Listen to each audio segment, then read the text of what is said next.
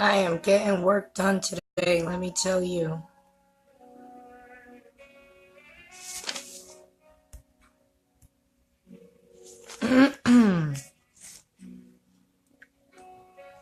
Hi guys, this one's gonna be on fairies.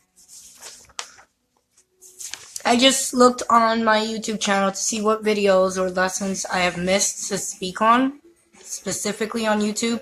I know I did fairies on here probably, months ago? A year ago?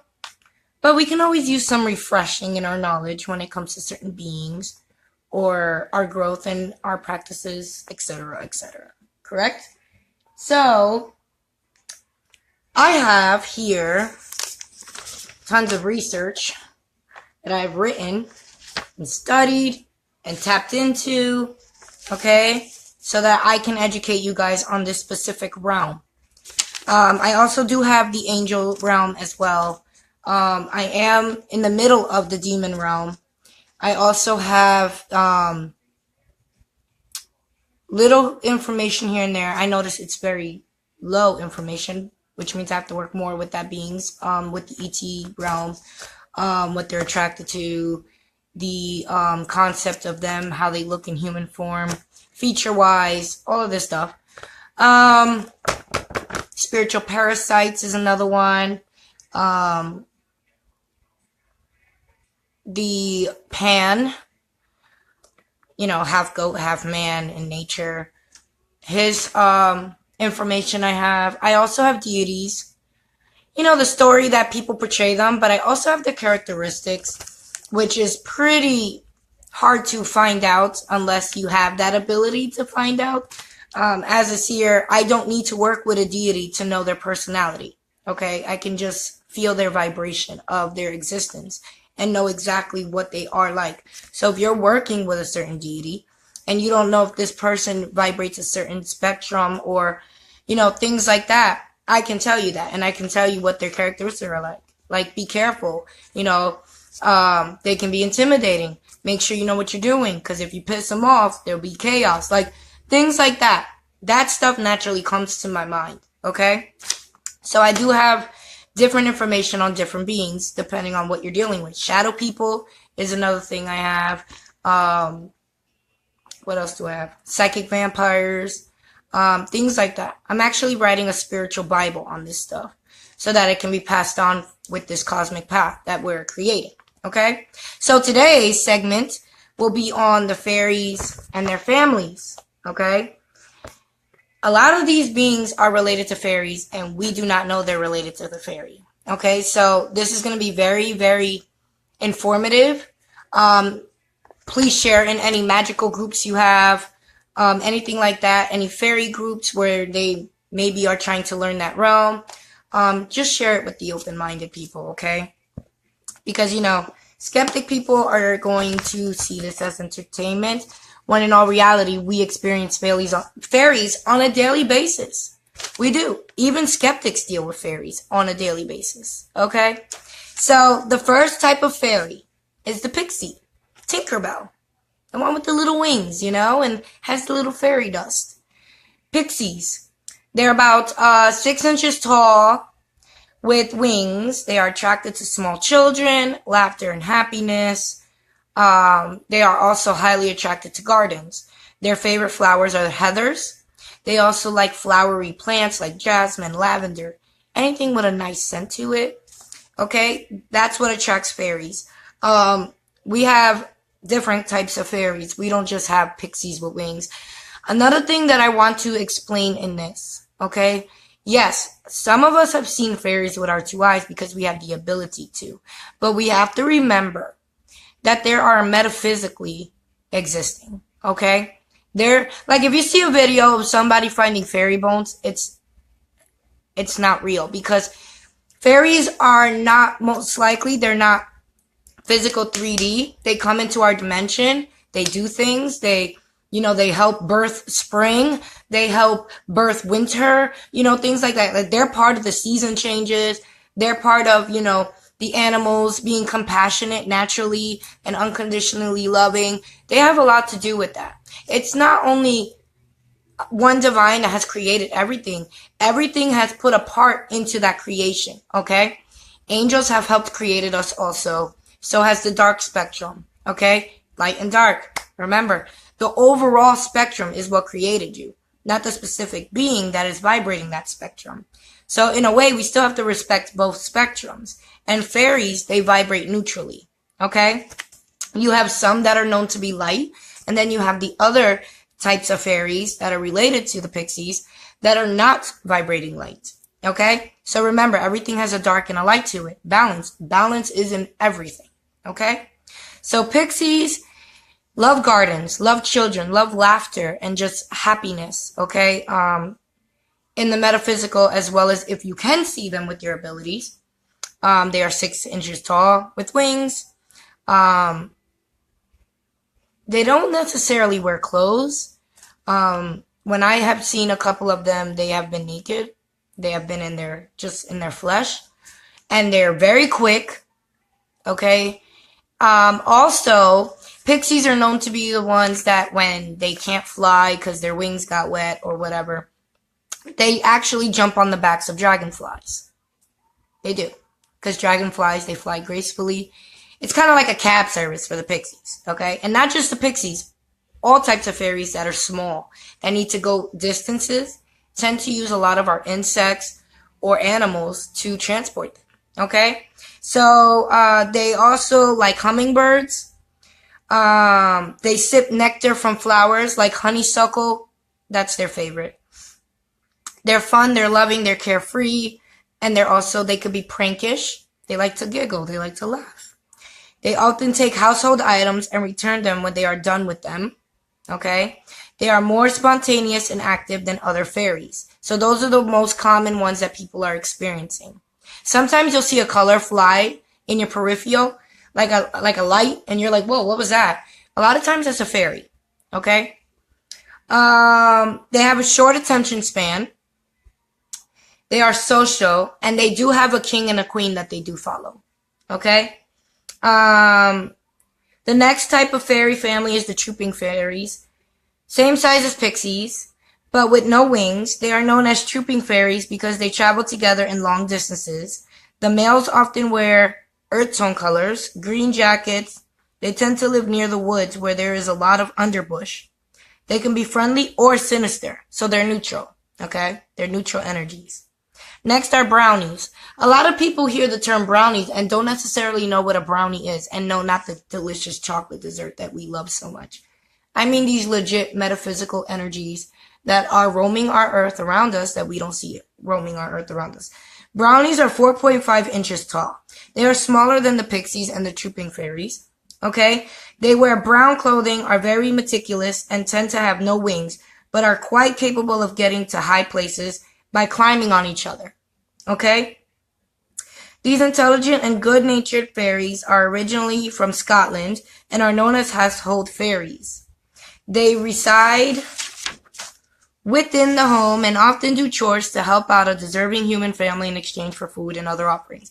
So families that believe in fairies and give offerings, they tend to have an easier vibe in the house, and they tend to feel like, they help in the household. They do.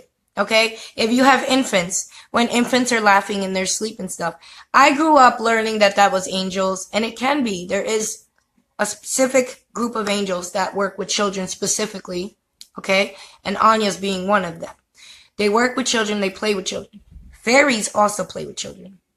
That's why children believe in these mythical creatures when they're young. But we force it out of their mindset and tell them it's fake and all of this because we lost the faith in it.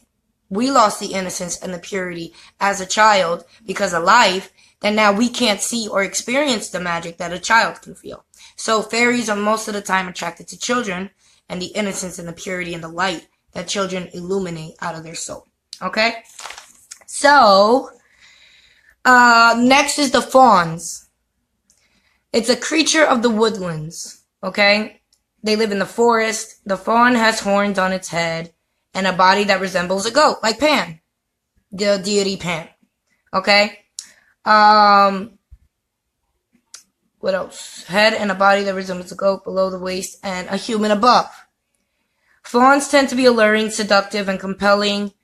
They are sexual beings. They are highly sexual beings. And compelling, often preying upon the unsuspecting by using mind control and magic conjured from their pipes or flutes to get what they desire from their victim.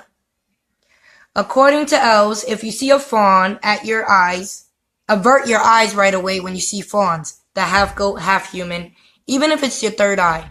If you're sensing it, just try to ignore it. Don't get into it.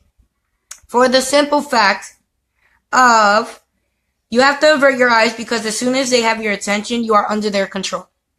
Okay? That's why some humans say Satan is a fawn. That's the Christian belief, that Satan is considered a fawn. He has the goat legs and, the human body because he's seductive, he's convincing, he's good at what he does. So fawns have the same characteristics. And no, Satan's not real. Satan's not a fawn, okay? Lucifer is actually an angel in all reality. What else? It says here that they are neutral, but can be very, very dangerous. They are. They can be very, very dangerous. If they want something from you, they will get it. Okay? Next is the mer people. The mer people. Which is the mermaids that, people don't believe in. But a lot of Latin Americans, Puerto Ricans, Dominicans, all of that, they do believe in the siren because they grew up with the story of the siren. Okay, and the singing and how they, kill men and seduce men and all of this stuff. So a lot of South America and people who are open to like Santa Maria and all of that stuff. What is it? Santeria. There's another Spanish practice. They do believe in sirens also. Okay, sirens do not look like Ariel. They don't look like Ariel. Okay, scientifically, Ariel would not survive in the ocean if she looked the way she did. They don't have long hair, flowing and beautiful and red or, anything like that. They actually look weird and they look scary looking if you were to see a mermaid. They kind of look like, think of a person who was in a bathtub for 7 hours. How their skin is all saggy and all of that. That's what they look like. They don't have fingertips. They have the fins in between. That's how they swim fast. And they're really ugly. A lot of times they're overweight so that they can stay underwater. And they don't breathe like a human. They don't have like oxygen and lungs and all of that. They have like fish insides. They just look like a human. It kind of looks like a hybrid, like a person screwed a fish. That's what a mermaid looks like. It would not look pretty. Let me tell you. Okay? So mermen. Mermen are, and mer people in general, they barter with the elves, okay? They barter and trade belongings, things, because elves, they tend to steal shit from us too. A lot of times, people don't realize that beings are fascinated by things we invent, okay? Spoons, forks. To them, it's metal. It's something more than a fork or a spoon. To them, they can melt it. They can create something else with it. They do their own thing with stuff that we invent, okay? So, mer people barter with the elves. They tend to be superficial and self-centered. They are angry with humans for polluting their waters, and I don't blame them, okay? Female mermaids tend to desire the masculine male and falls in love with them. When this occurs, it usually ends with the human drowning. They live in social communities. They do. Wait, I got my pages all mixed up. Social communities, what else? This is the elves. Social communities. There are videos of legit mermaids being caught on tape. Watch those. I suggest you do. There's one specifically that is considered, I don't know if you guys seen that show, Fact or Fiction, where they debunk videos to tell you if they're fake or photoshopped or whatever. There's one specific with two men on a mountain looking down, and there's a mermaid on a rock, and she sees them and she panics and she's like crawling, dragging her body, her lower body, out of the rock into the water and swims off. Legit shit. I'm telling you right now. It's very rare to see them. They try to avoid us as much as possible because to a lot of beings, we are considered the most evil species. With all the destruction we do on Earth, with everything we do, we ruin everything. So a lot of beings don't respect us. Some are curious on why we do the things we do, but a lot of them don't like us, okay? Next after the merm people. Okay, why do I have the 9 orders of angels in my hand? Mer people. The next is the this way. The hobgoblin. It's a dark brown creature who inhabits the forest areas up in trees. It goes high up. It watches you from above the trees. It's never really low. It's up. It's like those cats. There's 2 types of cats. There's cats that like to be low on the ground, and then there's cats that like to climb things and be above everything else and observe. That's what the hobgoblin does, okay? It's a solitary fairy that prefers to be a loner. They aren't aggressive unless provoked. Their temper can flare easily, so it's good to stay on their good side. They also get very nasty if their tree is threatened. Okay? Simple little things. There's not too much information on them. They're barely seen. Unless you're harming Gaia and cutting their house down. I think anybody would go vicious on you. Next is the Grundles. The Grundles. Most of them are found in the homes of larger elves. Grundles have a relationship where they work for the elves in exchange for a protected home.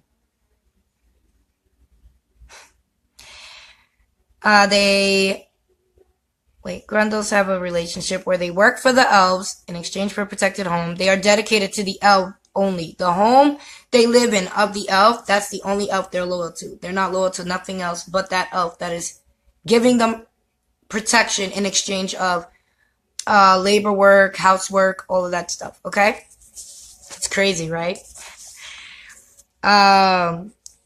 Once they live with the family of elves, they stay loyal for generations. They are 3 feet tall and often wear striped clothing, like prisoner clothing, you know? And they kind of tend to be large in weight. Think of a chunky, short guy. That's your Grundles. Like I said, a lot of times you will not see these things with your 2 eyes. They are metaphysical beings. They know how to transport from the physical plane into the 5D plane. Okay? So, remember that. Same thing with dragons. Same thing with all of those unicorns. All of that. That's all metaphysical beings that are real in the universe. But a lot of people don't believe in them because they're stuck in their 3D plane. They're not putting their consciousness in the 4D, 5D, and so forth and so forth.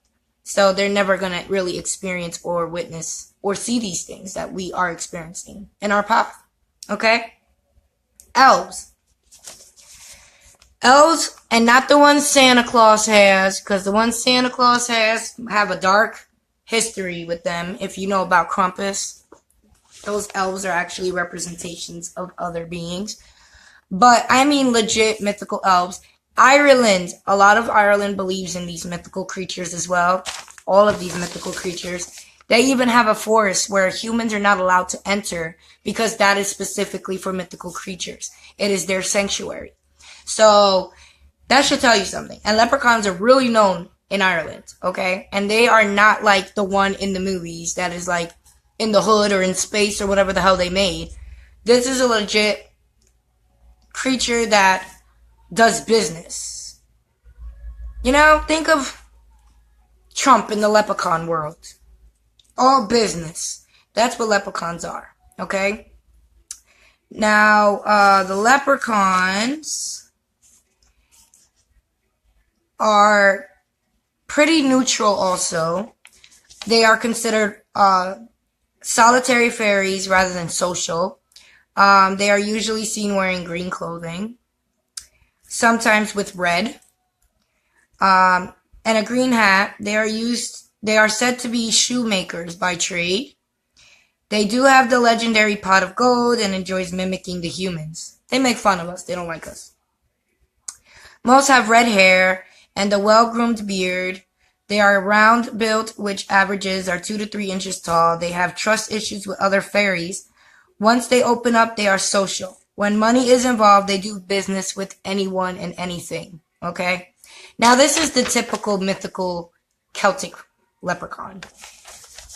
The leprechaun I'm talking about in Ireland is not that cute green, red. No. Okay? They look like the dude from the Lord of the Rings, like my precious. You know? That's what they look like in Ireland and places like that. Scotland. Anywhere where witchcraft is strong or things like that. They're not cute. They're not cute there. Okay? They're hideous looking in all reality. But the characteristics and the traits that are written in the notes are true. Like, they would do business for anything. They love their gold, their bronze. They also love shiny things. Most fairies do. That's the number one way to attract them, is with shiny things. Coins, keys, whatever. They love it. Okay? The gnome. Those cute little things with the hat in your garden. You know, the statues? These kind-hearted forest dwellers generally make their homes underground near oak trees. They are known for their protection and healing of wildlife, and in general are very beneficial to have around. That's why you see a lot of people have those gnome statues. It's a symbolism to protect their garden and everything that you worked hard for. So that's why a lot of times you will see statue gnomes in people's properties, okay? Sometimes they buy it just to buy it, and they don't even know why they buy it. But that's the reason. It's protecting your land. It's protecting your garden. In appearance, they are 10 to 12 inches tall. They're only a foot tall. And wear a red pointed hat with either blue or green jackets. They mature early, and both sexes have white hair by the time they hit 100 or so. With a lifespan of over 1,000 years. On rare occasion, they can be found in human territory, but usually prefer to live in the woods closer to nature.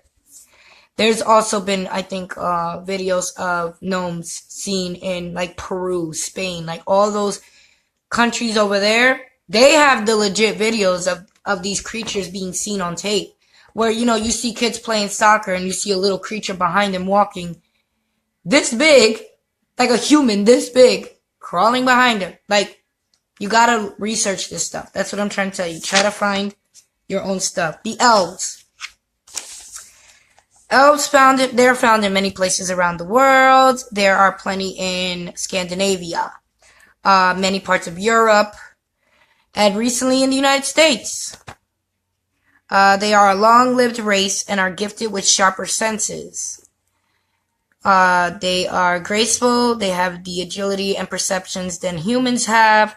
They excel in the arts and crafts, including the art of magic, which they define as the gathering, focusing, and directing of natural energy. So elves will be your energy to work with if you are trying to learn your magic and your energy work.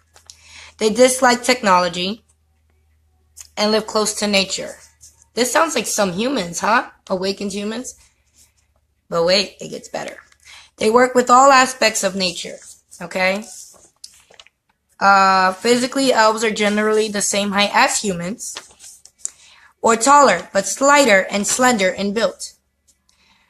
There are exceptions to this rule, however. There are much shorter varieties of the elves also that do exist. In appearance, their face might seem to be more angular than humans, and they do have the pointed or folded ears, like in movies. Not drastically huge, but it'll be like this a little bit, or it'll be folded in like this, where you have the tip folded in, or it'll be pointy at the edge. See? Little point. Not everybody has that in their ears, but elves do. They prefer medieval type clothing, but they have also been seen enjoying modern style clothing like jeans on occasion. So most likely a lot of Elves are probably in human form, observing and trying to fit into society as a human, even though they're not human. They are divided into basic groups. You have unseelies and you have seelies, okay? Unseelies are those who would rather solve the problem by eliminating humans altogether. They are the elves of the Finns. Of Finn are seelies. Try and avoid unseelie elves altogether. They don't like you, so they don't care if they do there's chaos in your life or anything, because unseelies think that the only way to basically heal the world is to get rid of this species, which a lot of us, even as humans, think sometimes. The only way to really save Gaia is to get rid of humans, right? That's how the unseelie also thinks. The seelie elves are elves that want to work with humans to heal the planet that they both share. Okay, so there's a difference. And you can probably tell the difference right away, because an unseelie will probably just look at you like you're the most disgusting creation in the world, while a seelie will actually be more scared and shy and more like a little bit protecting of trusting you and working with you. Okay, so there are two different types of elves. You got to know the difference between those two. What am I missing here? Did I do all of them? The gnome I did. Elves I did. The grundles, the hobgoblin, fauns, merpeople. Yeah, that was the whole fairy family there. So you got pixies, trooping fairies, brownies. You have fauns. You have merpeople, leprechauns, gnomes, elves, the grundles, hobgoblins. Those are all related, okay? There are different spectrums. Like I said, some of them are different spectrums. Some vibrate darker than light. Some vibrate light more than dark. But they're all still family. They're all still one, and they all still do their purpose, what they're supposed to do. And like I said in this video, is that just because you don't experience this, or you don't believe in them because you've never experienced elves, gnomes, fairies, whatever, doesn't mean they don't exist. They're in the spirit world. Okay, just like your loved ones that died, they're in the same place. But they do come in our world, and they do manipulate and help change our seasons and things like that. So they're needed in our world, trust me. They're needed. They help Gaia make these seasons. They help deities. They're helpful. They're very helpful to other energies and creating the beauty of home that we live on this planet. You know what I mean? So fairies are not always bad. You do have your trickster ones. If you are dealing with fairies, if you have shit missing, or you put something somewhere, you leave for a while and you come back to get it and it ain't there and you can't find it for months or whatever, those are fairies, okay? Even skeptics deal with fairies. All you have to do is give an offering and ask for it kindly back and wait. That's all you can do.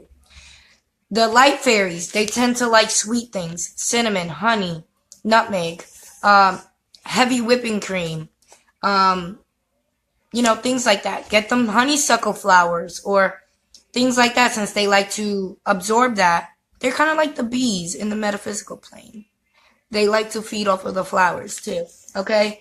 They're attracted by the flowers. The darker spectrum fairies, the offering, they usually like whiskey or rum.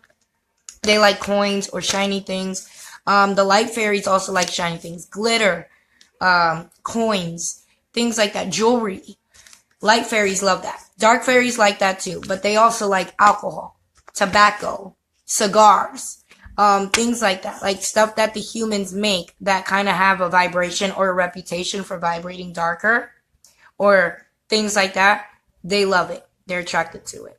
Okay? So if you are dealing with that, try to figure out what kind of fairy you're dealing with. And you can tell by either the chaos or the mood floating in the house or how people are treating each other in the home. This has a lot to do with it too, because like I said, when you have energies in your home and they leave, their residue is still there. Okay? You still have residue to deal with. So even though you think you're binding or banishing fairies, you still have their residue there.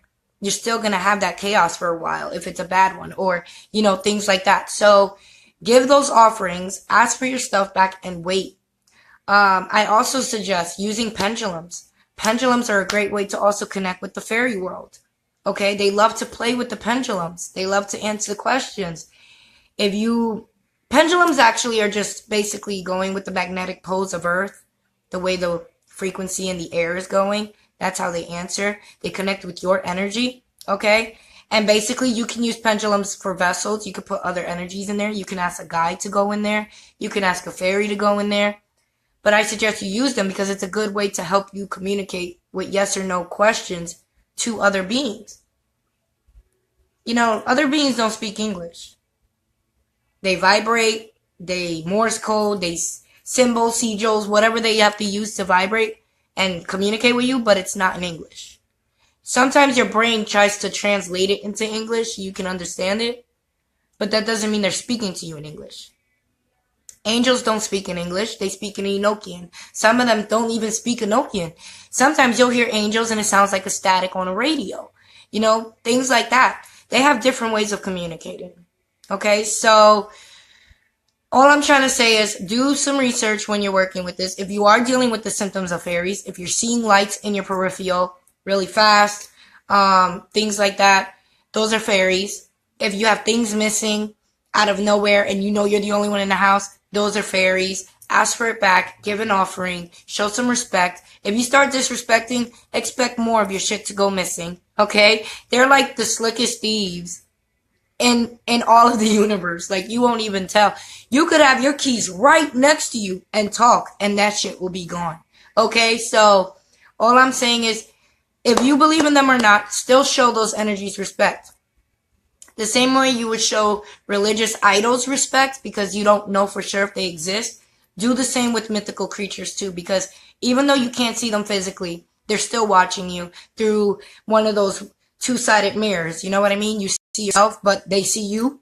That's what the mythical creatures are, like seeing you and watching you also. Okay? So show respect to all beings. Don't chuckle at their existence, because I'll tell you right now, you will experience them. Everybody has one way, shape, or form, and have not clicked it together that it was a fairy. Okay? So, I love you guys. My next lesson, which probably won't be today, because I have things to do. I have my kids coming home. I got to take them to their fitness class. All this stuff is going to be the 9 orders, common order of angels. I might dig deeper into other orders or their responsibilities or how their dynamic is, what their personality traits are as the arcs, each arc and their personality traits. And I might do also the same thing with demons, because not all demons are bad and not all angels are good. And sometimes people need a reminder of that. All right? I love you guys. I'm going to go to the gym. I'm going to go work out because my back hurts, so it needs some stretching. And I hope you guys stay amazing. And remember, today's Manifesting Monday, so be careful what you vibrate, okay?